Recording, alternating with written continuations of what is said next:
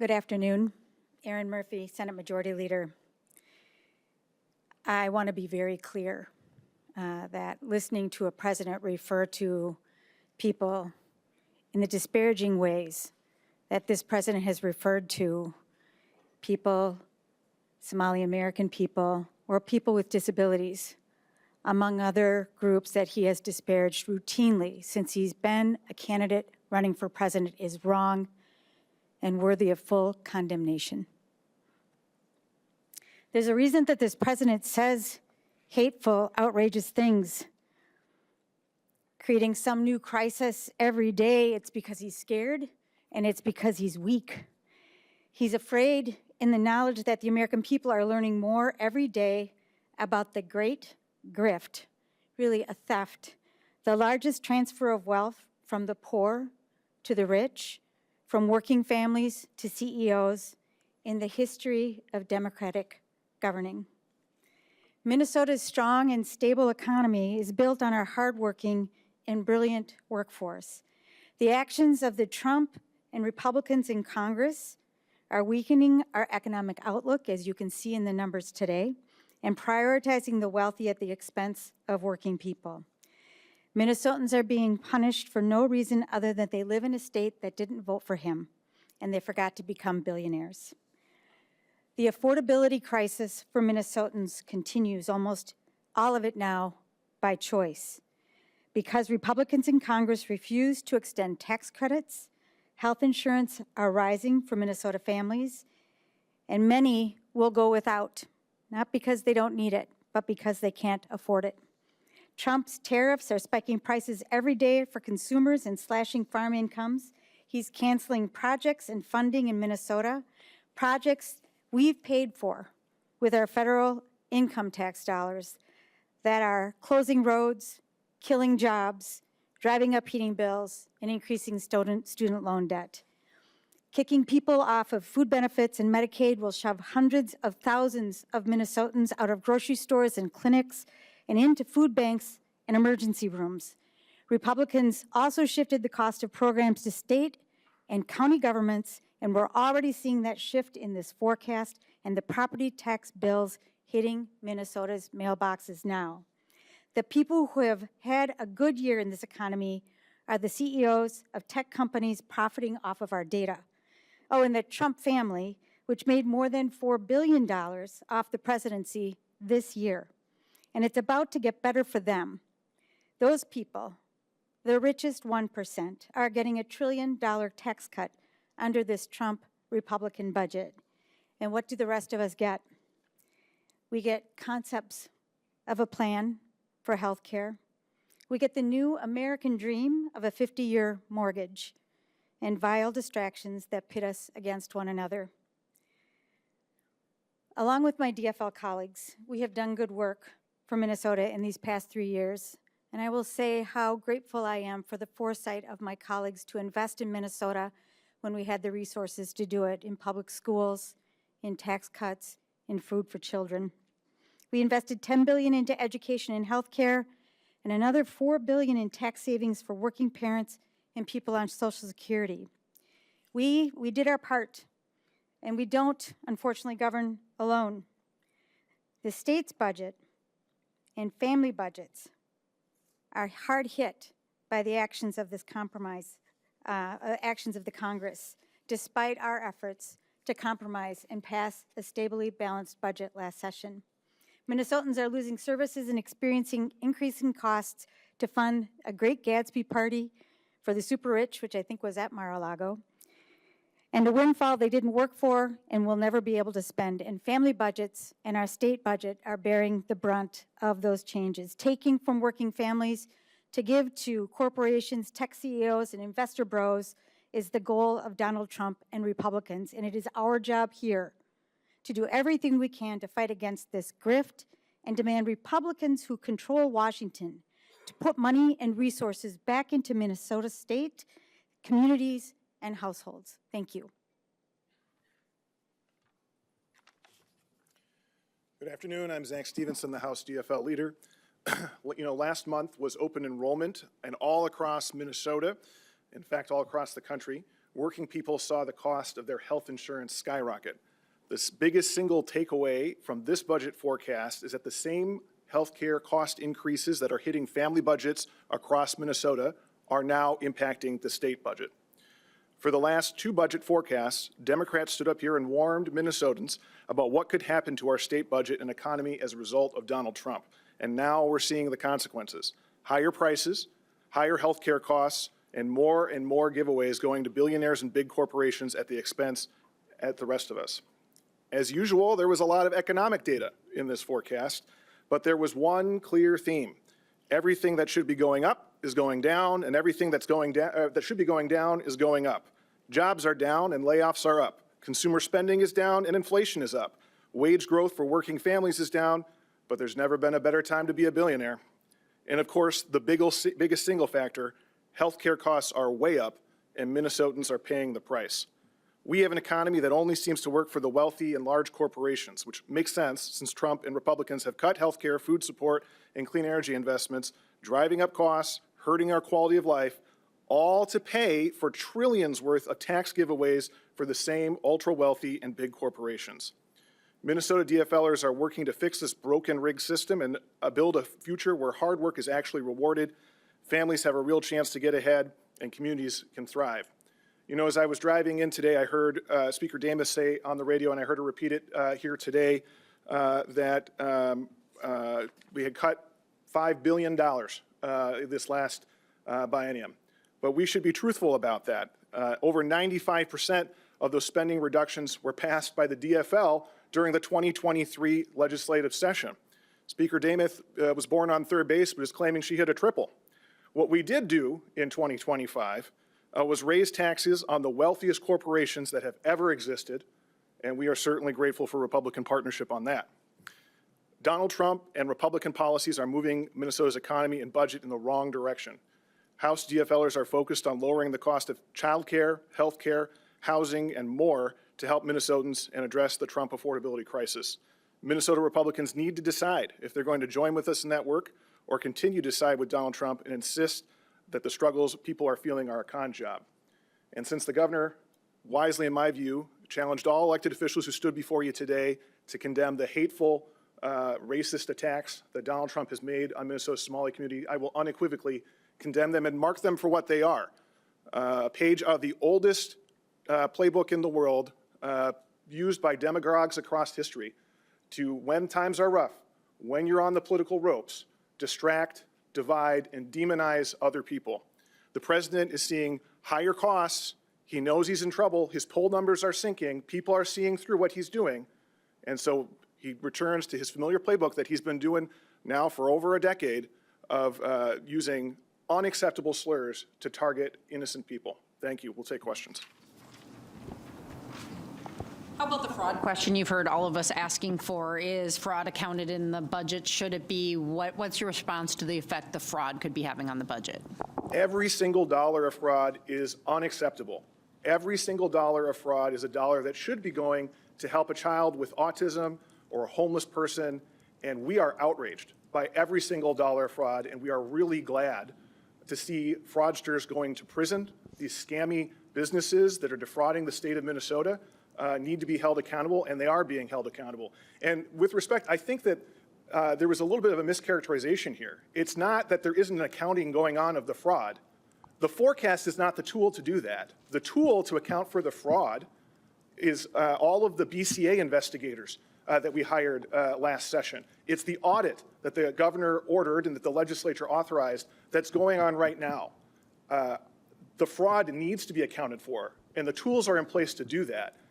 Just because the budget forecast isn't measuring that doesn't mean it's not happening. It is happening, and it needs to happen because Minnesotans are rightfully outraged about it, and we are outraged too. Should you need that audit by the time you hit session? And Senator Murphy could take that too if you want. We need the audit as soon as possible. We need to know, Minnesotans deserve to know, and the governor has taken strong action to ensure that every dollar of fraud is uncovered and that the people who defraud the state of Minnesota are held accountable and sent to prison. Since we've been talking about fraud, would House DFL be interested in supporting the statewide inspector general? I know he was your caucus that opposed it last year. Listen, it has been characterized that there's been no work done. on this issue, and that's really utter baloney. Before I was even in the Senate, there was work done to detect and prevent fraud. In 23 and 24 and 25, we passed strong state laws regarding nonprofits, the Attorney General's office, and we gave the governors new tools to be able to detect and prevent and stop fraud. They're working. It is difficult, but they're working. The Minnesota Senate worked all session long last year to stand up and move and vet the independent inspector general legislation. Big credit, especially to Senator Heather Gustafson. Big credit to Senator Heather Gustafson. It went over to the House and essentially died there because the Republicans had their own bill that they moved through the committees, but it hadn't been vetted or tested in the way that Senator Gustafson's bill was. And on the very last night of session, the House Republicans put Heather's bill up for a vote, Matt Norris's bill up for a vote. It had not been through a single hearing in the House. That is called cover your ass. We expect the House will take up the independent inspector general bill that Senator Gustafson, Matt Norris, and others, Democrats and Republicans together, have passed. We expect it to pass, and we want to put it on the governor's desk. We've done a lot of work. Yeah, I want to speak to that too.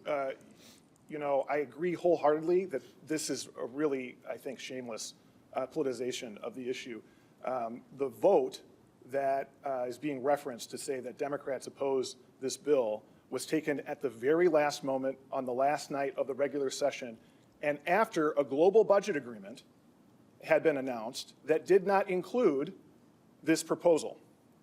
House Democrats were voting consistent with the budget agreement that all leaders, including Speaker Demuth, agreed to, a budget that didn't include the OIG.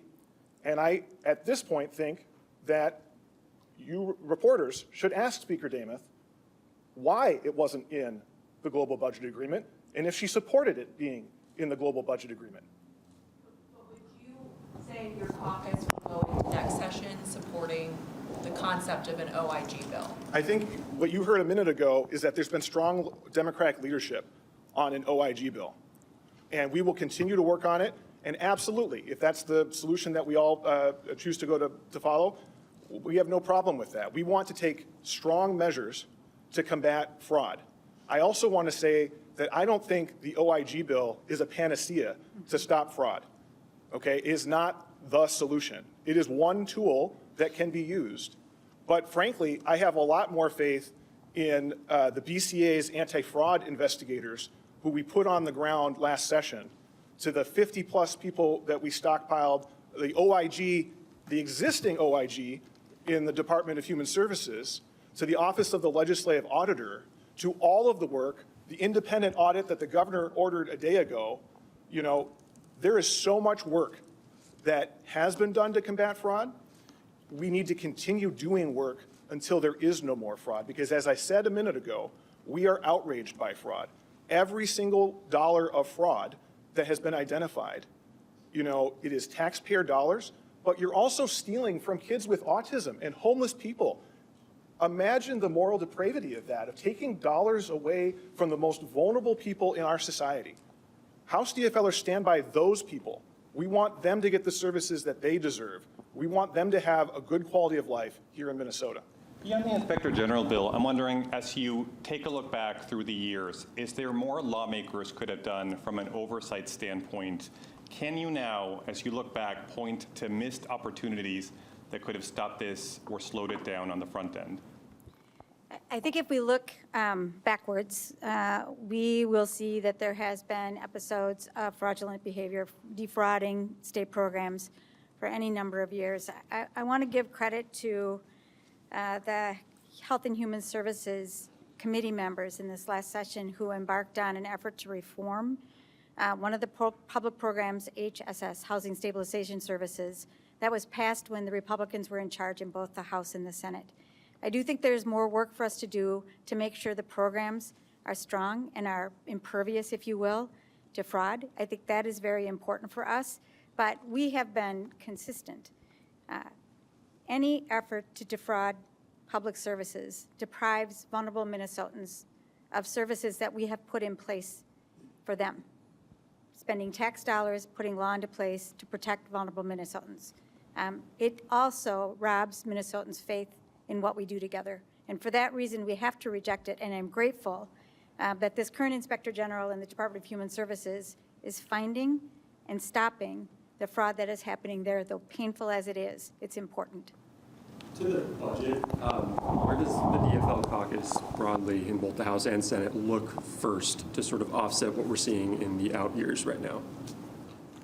Well, you know, as we mentioned, both Leader Murphy and I, what we're seeing happening at the federal level is a gutting of services, of people's health care, of food benefits and other things that are there to protect the most vulnerable Minnesotans, to finance trillions of dollars in tax cuts for the wealthiest people around the country and the largest and wealthiest corporations that have ever existed.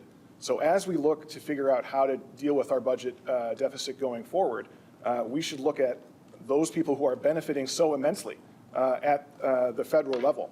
I'll also say, and I thought it's really interesting, the comments that you heard from Budget Director Mingy about what is driving this deficit. You know, she talked about how most of the increase is coming from medical assistance, from health care, and from increased utilization due to outpatient hospital visits and professional services. Okay, that's a mouthful. What does that mean? It means people are sicker. People are sicker, they need more health care, they're using more health care, it costs more. That's what that means. Why is that happening? Well, part of it is because there's been a concentrated and deliberate attack on our healthcare system by the federal government, on public health. And turns out when you do that, people get sicker and that costs you more money. It is much cheaper to take care of people on the front end, which is why Democrats have, since the beginning, been saying that everyone should have access to affordable, high-quality health care. It saves us money, and we're seeing the proof of it in our budget right now.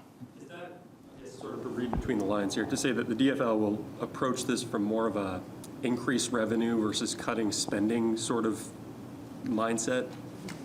I wish it was that simple, Quinn. We are watching Trump and the Republicans in Congress essentially unravel our healthcare system right before our very eyes. And Minnesotans are already feeling it. They understand the instability of the healthcare system, especially in rural places. They know their premium rates are going up. And I would love to see the Congress vote to pass those subsidies to take a little of the pressure off Minnesotans. I don't think that they're going to do that. I would also love to see the 4 Republicans who represent us in Congress do something on behalf of Minnesotans instead of follow along blindly Donald Trump as they take money from Minnesota and send it off to billionaires like Elon Musk, who is like our first trillionaire, right? We know what is happening. We also know that we cannot replace every dollar that is being taken from Minnesota and sent to the federal government and restore our programs. We need help from the federal government, and I don't know that we're going to get it. The other thing I will say, in Minnesota, we have always led on health care. And we're at a place where we're going to have to look very deeply at what we deliver and how we do it to make sure that we can commit and keep our promises to Minnesotans that they have access to health care where they live in a way that we can afford it. It's a very difficult problem. It's not one we're going to solve between now and May of 2026. Do you believe there is a way for the state to tackle that structural imbalance without help from the federal government? Like, that seems like, you know, a lofty expectation to have, you know, if you want to rely solely on that which is kind of out of you guys' control. Well, ultimately, we have to tackle the structural imbalance because, you know, constitutionally, we don't have another option. We need to have a balanced budget in Minnesota.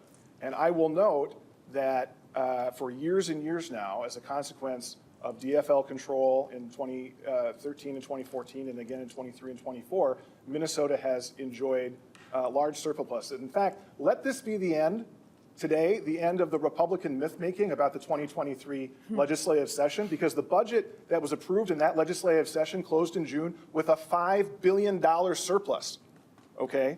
So I don't want to hear anymore about what we did in 23, draining the coffers. There was $5 billion left over in that budget, and that's a history of surpluses that goes way far back. Now, we are seeing, as I said, consequences from rising healthcare costs, consequences that every Minnesotan can relate to as you see our own premiums go up and deductibles go up and copays go up and coinsurance go up. Every Minnesotan can relate to that. The state's experiencing that too.